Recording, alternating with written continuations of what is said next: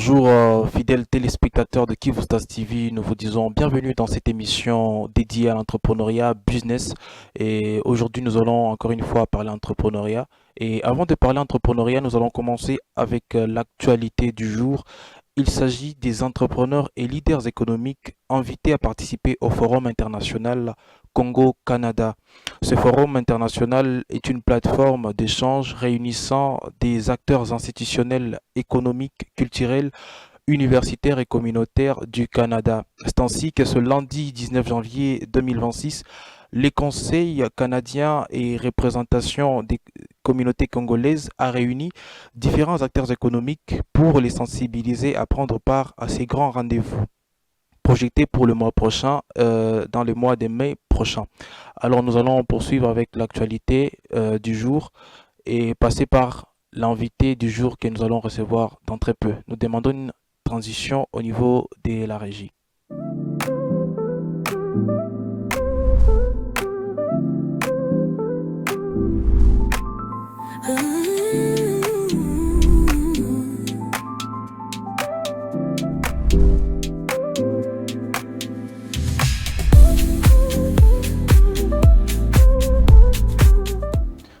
Nous sommes de retour sur ce plateau en jaune et noir de Kivustas TV avec l'invité du jour. Il s'agit bel et bien de monsieur honorable, je dirais bien honorable Loabagouma, à qui nous disons bonjour et bienvenue. Bonjour, merci. Alors honorable, qu'est-ce que ça vous fait déjà d'être dans les cadres de Kivustas TV? Ah oui, je me sens tellement bien. C'est un beau cadre.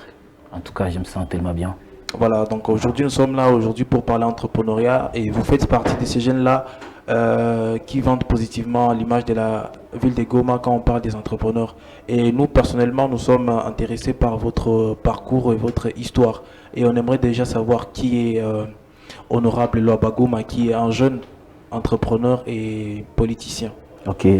Je suis Fabrice Loabagouma. En fait, on m'appelle souvent honorable parce que la politique m'intéresse beaucoup. Je suis entrepreneur dans la ville de Goma. Je commençais, je crois, vers 2010 comme ça. 2010, dont j'avais beaucoup de rêves que j'aimerais quand même voir comment est-ce que ça va se réaliser. J'avais commencé, il y avait plusieurs échecs, mais quand je tombais, je me relevais, j'avais toujours le courage de me relever et voir comment est-ce que ça va donner demain. Bien que je ne suis pas là où j'étais hier, mais quand même j'avance, je ne suis pas la personne que j'étais hier et je continue toujours à m'efforcer pour que je puisse atteindre mes objectifs. Voilà, c'est déjà quelque chose d'intéressant et on aimerait savoir d'où vous êtes venu la passion de commencer à entreprendre. Bon, c'était venu quand je travaillais, j'avais un contrat chez RTL, là où... À quelle année déjà? C'était vers 2015-2016 comme ça. Ouais. Et puis quand j'étais fait contrat, j'avais galéré. J'écrivais des CV, mais par malchance, ça ne tenait pas. C'est à ce moment-là que j'avais retrouvé encore mon objectif d'entreprendre. Et depuis ce temps-là, j'avais quand même des idées, mais j'avais pas d'argent. Ouais. Et je me forçais corps et âme pourvu que je puisse atteindre mes objectifs. Bon, en fait, c'est un long parcours. Hein. C'est un long parcours. Je ne sais pas trop si c'est nécessaire que je le dise maintenant. Effectivement, nous avons tout le temps parce que ce qui est là est que nous avons des jeunes gens qui aimeraient aussi entreprendre. Et ils vous voient peut-être, ils se disent, moi j'aimerais aussi être comme Honorable Bagouma. Alors, si une fois ils peuvent savoir d'où vous êtes sorti, ça va leur permettre également d'embattre les pas. Ah ok. Pour être franc, je suis sorti dans les NEA. J'avais des amis qui m'entouraient, vous savez, pour atteindre l'objectif ou bien pour atteindre les rêves que vous souhaitez devenir un jour. Premièrement, il faut mettre d'abord Dieu à la première place, Dieu au centre de tout. Et puis deuxièmement, ça dépend de la personne des personnes qui vous entourent, de votre entourage. Parce que si vous êtes dans un entourage où on joue le jeu des dames, sûrement tu seras fort en jeu des dames, mais je ne sais pas trop si la suite sera comment. En fait, je me suis bien entouré par des bonnes personnes qui ont des bons rêves d'entreprendre. Comme je l'ai dit, comme je viens de le dire, en fait, c'était en 2015 que j'étais sous fin contrat. Il m'a fallu que je mette ma tête par terre et puis que je commence à voir ce que je vais faire ensuite. J'avais plusieurs idées, mais au moins rien. En fait, je peux dire, aucune idée ne m'avait pas permis d'avancer brusquement comme ça. Il m'a fallu beaucoup de temps, beaucoup de temps. J'ai rencontré un ami, c'est un grand frère, il s'appelle Alain Darel, je crois qu'il est en train de nous suivre en ce moment. Il m'avait donné beaucoup d'exemples, il m'avait coaché, il m'avait encadré. Au travers de ses conseils, je me suis relevé quand même. Je me suis dit que j'ai plus de 300 contacts à l'époque. 300 contacts. Et puis je me disais que si et seulement si, parmi tous ces contacts ici, je demande seulement un seul contact, $1. Donc carrément, j'ai $300. $300. Ok. Et je me disais, avec ces $300, je vais faire quoi pourvu que j'atteigne mes rêves. Ça n'a pas été facile. Bon, premièrement, je me suis dit que je suis quand même un jeune et j'ai des visions. Et je dois atteindre mes rêves, quoi qu'il en coûte. Je me suis dit que je vais quitter ma maison, parce que là, j'étais encore locataire. Je vais quitter ma maison et faire des travaux minables, quoi. Communément appelé Kidjouakal ici en ville. Ouais, je sortais chez moi, à pied, je descendais en ville, parce que j'avais le rêve d'être un vendeur de téléphone. Ouais. Et je commençais à mettre ça sur mon statut comme tout le monde le fait aujourd'hui. À l'époque, en 2015, c'était plus ou moins nouveau. Bon, en fait, c'était nouveau. Il y avait des Samsung, il n'y avait pas en tout cas des iPhones. iPhone, c'était 6S parce que je me souviens à l'époque, j'avais vendu un iPhone 6S à $300 comme ça. C'était mon premier téléphone que j'avais vendu et je me suis dit que bon, peut-être là, je suis, si je peux le dire, dans des bonnes mains, je peux œuvrer dans ce secteur. Et puis, quand j'ai commencé à demander aux gens si tu peux me donner seulement un $1, parce que moi, dans moi, je sais que pour prendre l'argent, ou bien soit pourvu que ton entreprise puisse bien évoluer, il faut voir ce qui est trop peu chez nous les Congolais. Parce que moi, quand je te vends par exemple les chargeurs à 3000 francs, toi-même tu vas se dire que bon, 3000 fois c'est payé. Mais fois nombre, oui, c'est grand chose. Parce que j'ai un grand frère qui était parti aussi à Kinshasa, il n'avait aucune famille là-bas. Il était seul. Il s'est dit, qu'est-ce que je vais faire ici à Kinshasa? Il s'est dit que si je prends 100 francs, je vais commencer à vendre de l'eau dans les sachets comme ça. Et puis si je prends 100 fois de tout et chacun ici, quand toi tu me donnes 100 francs, tu vas voir, bon en fait, je ne dépense rien. Mais 100 fois nombre, ça donne quelque chose. Le premier jour, on m'avait dit que j'avais commencé avec de l'eau seulement et les sachets. Le premier jour, j'avais 10 000 francs. Je me suis dit que je vais me lancer. Le deuxième jour, je vais me lancer. Et aujourd'hui, il a une très grande entreprise à Kinshasa, et à Kolosi aussi. Et il émerge quand même. Et puis moi-même, je me suis dit qu'il doit être un exemple pour moi. Il avait commencé sans papa, sans maman. Il avait commencé lui seul. Et moi, je vais commencer avec seulement mon intelligence à moi. C'est comme ça que j'ai commencé à descendre en ville. Pourquoi? Parce que j'étais très bien entouré. Il y avait des amis qui avaient des shops là en ville à l'époque. Bon, on était amis et ils avaient déjà commencé. Non, ils ne vendaient pas les téléphones, ils faisaient les transferts d'argent. Je leur avais dit, moi je peux mettre ici aussi mon comptoir, comme ça je vais voir comment est-ce que je vais commencer à vendre des chargeurs.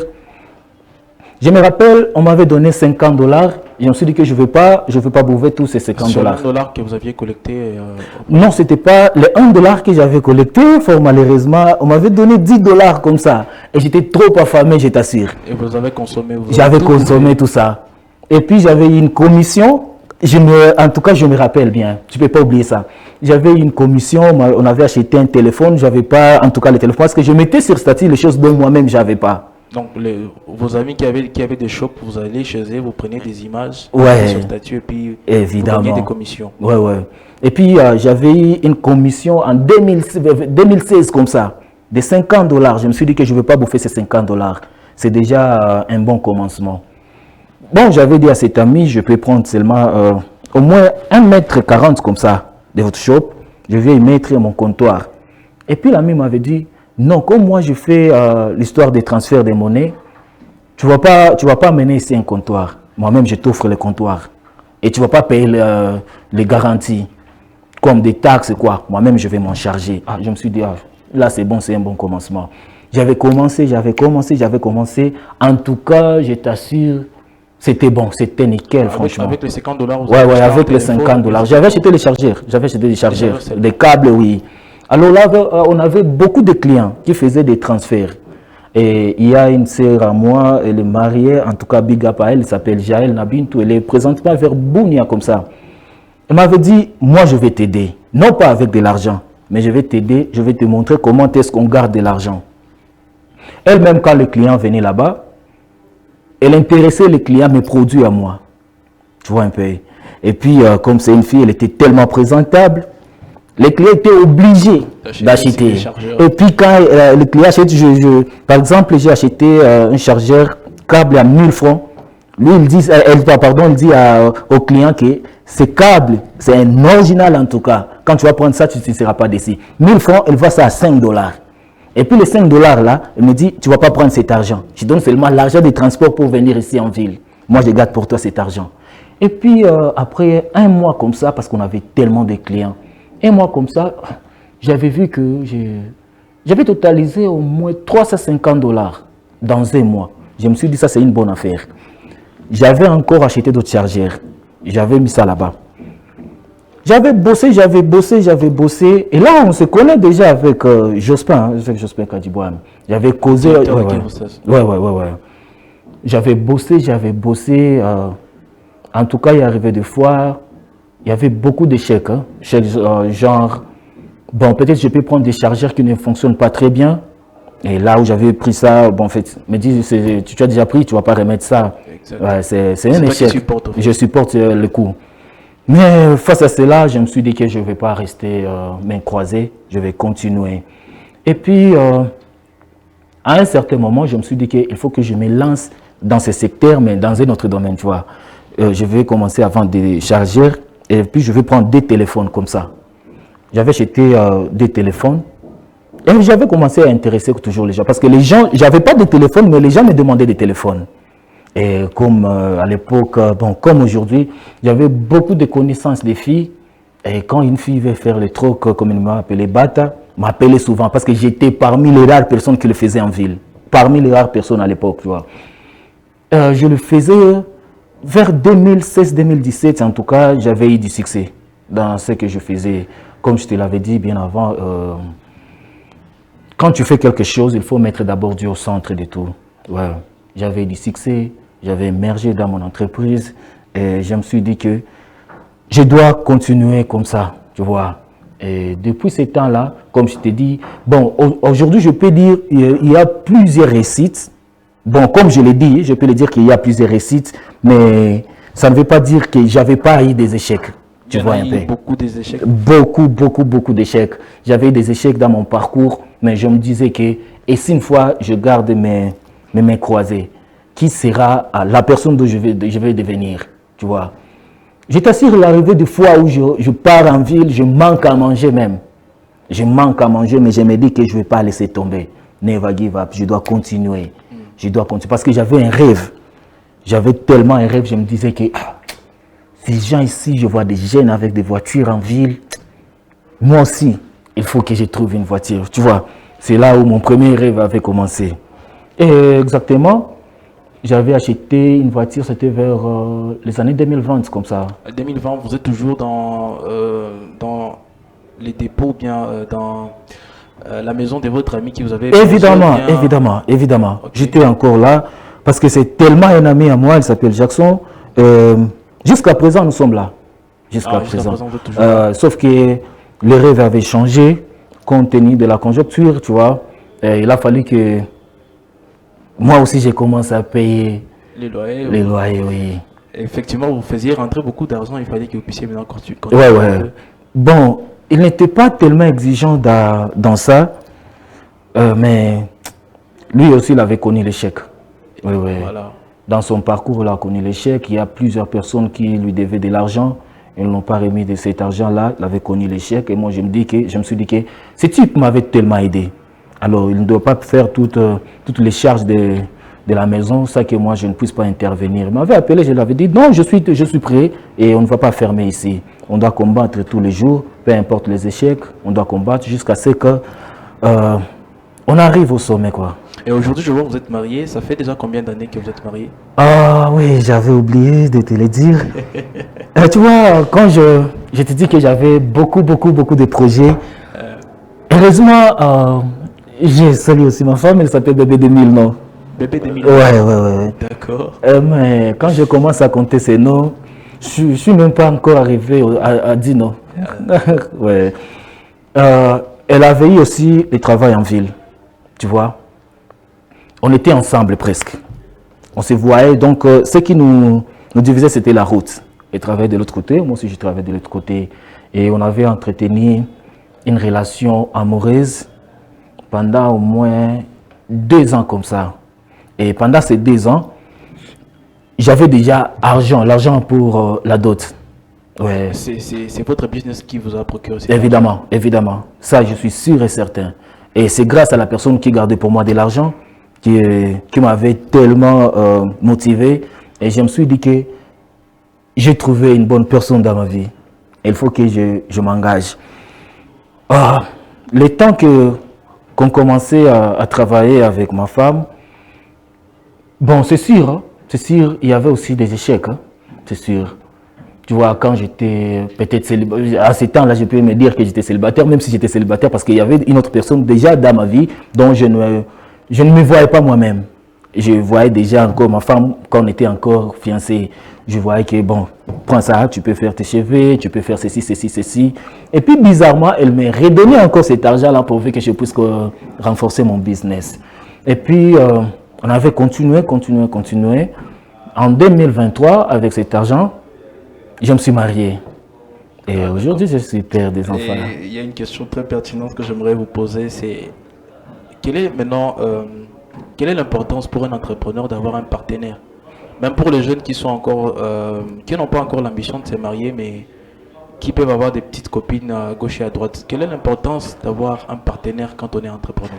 Bon, l'importance d'avoir une partenaire quand on est entrepreneur, c'est quoi? Ça dépend d'abord de la personne que tu trouves, en fait, tu vois. Parce que je peux dire presque, je ne veux pas dire la majorité, hein, je respecte beaucoup les femmes, je ne veux pas dire la majorité parce que à ces temps-ci, même dans notre époque, parce que là je vais me dire comme je suis un vieux, hein, dans notre époque, les filles sont devenues beaucoup plus de matérialistes, tu vois. Et avec cette situation, quand tu trouves quelqu'un qui trouve 100 francs, 200 francs par jour, 1000 francs difficilement, il n'y a pas la Monisco, il n'y a pas les expats, il n'y a pas, les filles vont venir vers toi, tu vois. Et je ne vais pas me dire que les filles sont des matérialistes parce que tout le monde aime de l'argent. Tout le monde aime de l'argent. Mais quand tu trouves 2 ou 3, 4 filles étant entrepreneur, là tu tends vers la shit. Ouais. Tu sais, même une seule femme, c'est une dépense. Une fille, bon, je dis fille et pas femme. Une fille, c'est une dépense. Tu vois. Par exemple, tu t'habilles, tu aimes beaucoup t'habiller, tu aimes beaucoup te parfumer. Un parfum, pour le moment, un bon parfum, ça coûte $50. $50 comme ça. Une chemise, 20, 30, 40, $50, tu vois. Toi-même, tu peux porter $100. Imagine si toi-même, tu portes $100. Une fille peut porter combien? Et voilà. Tu vois. Et puis, s'il y a des festivités, quoi? Vous devez partir ensemble. Ensemble, oui. Et quand tu pars avec une fille, papa, je t'assure que tu dois forcément dépenser. Vouloir ou pas, tu dois dépenser. Comme je l'ai dit, ça dépend du partenaire que tu as. Parce qu'il y a beaucoup de filles qui ont des ambitions et beaucoup de filles qui ont des rêves. Mais aussi, elles aussi, elles manquent avec qui partager ses ambitions. Quand tu tombes sur une bonne terre, quand tu tombes sur une bonne fille, en tant qu'entrepreneur, je peux te conseiller de rester là-bas, de rester en tout cas. Mais il ne faut pas être aventurier. Voilà. Ouais. On va finir cette émission, mais il y a une chose qui m'a tiqué. Vous nous aviez dit qu'en 2015, vous étiez fin contrat chez RTL. Ouais. Mais normalement, quelqu'un qui était sous contrat, vous devriez épargner ou bien vous mangez tout ce que vous gagnez à l'époque? Bon, vous savez, c'est pourquoi je préférais devenir entrepreneur que salarié. Vous savez, la plupart des fois, on dit que, bon, ces messieurs travaillent chez Monisco. Ils gagnent $3,000 le mois, $5,000 le mois. L'idée que toi tu as, ce n'est pas l'idée qu'il a. Tu vois un peu. Les idées sont tellement différentes. Quand on est salarié, premièrement, on a beaucoup de dettes. Et puis, deuxièmement, on sait que le mois prochain, je vais recevoir de l'argent. Donc, je suis censé terminer d'abord ce que j'ai. Et puis quand on te paie, par exemple, les 25, nous sommes en janvier, on te paie le 25 janvier. Ça doit forcément arriver le 2 février. Si tu as beaucoup d'argent, tu as 50 $. Voilà, tu as tout consommé. Tu as tout consommé. Pourquoi? Parce que dans la tête, tu sais que le mois prochain, j'aurai encore de l'argent. Et puis quand l'autre mois va arriver, ça va raconter ces mois, tu avais des dettes déjà. Parce que quand tu as 50 $ dans le mois de février, tu sais que tu es entrepreneur, tu es salarié. Je dois avoir mon argent, ma paye le 25. Ces 50 $ ici, vouloir ou pas, ça ne peut pas arriver le 25. Alors tu vas contracter des dettes pour... Ouais. Et puis quand tu trouves cet argent-là, ça va couvrir ces dettes encore là. C'est comme si tu es en train de travailler pour une autre personne, pas pour toi-même. Ah oui, je vois, je vois. Ouais. Mais c'est déjà bon, ça vous réussit l'entrepreneuriat, mais qu'est-ce que vous avez maintenant comme vision? Où est-ce que vous voyez d'ici 10 ans? Dans 10 ans, bon, en tout cas, j'ai une très grande vision. Dans 10 ans, je crois que avec mes rêves, avec mes ambitions et avec mon cercle d'amis, je serai à Kinshasa et je dois visiter le Canada. Le Canada. Ouais, ouais. D'accord, c'est avec ces mots qu'on va finir cette émission. Nous avons été très ravis de vous recevoir sur le plateau de Kivustas TV, honorable Lobagouba. Merci. On espère vous revoir à Kinshasa, comme vous l'avez dit, d'ici 10 ans. Non, 10 ans, je vais entreprendre à Kinshasa, une grande entreprise, et puis moi, je serai au Canada. Voilà, donc on espère vous voir au Canada et entreprendre à Kinshasa d'ici 10 ans. Évidemment, ouais, ouais. On espère avoir une émission avec vous à ces temps-là. Et on va finir cette émission avec ces mots de l'honorable Lobagouma. J'ai été Merdi Biti Boulom qui vous présente cette émission. On se donne rendez-vous au prochain numéro avec un nouveau invité, avec un point sur l'actualité entrepreneuriale.